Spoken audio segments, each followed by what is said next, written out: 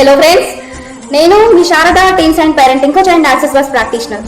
ఒక రోజు ఒక అమ్మ నాతో ఇలా చెప్పింది, మా అబ్బాయి ప్రతిరోజు నాతో చిన్న చిన్న విషయాలకే చాలా ఆర్గ్యూ చేస్తున్నాడు, నువ్వు నా మాటలు అసలు వినట్లేదు, నన్ను అర్థం చేసుకోవట్లేదు అని అంటున్నాడు అని.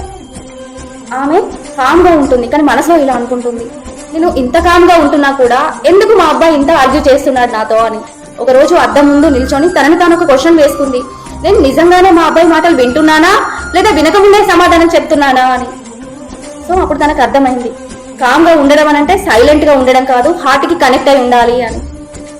సో అప్పటి నుండి నువ్వు తప్పు అని చెప్పడం స్టాప్ చేసి నేను నిన్ను అర్థం చేసుకుంటాను అని చెప్పడం స్టార్ట్ చేసింది.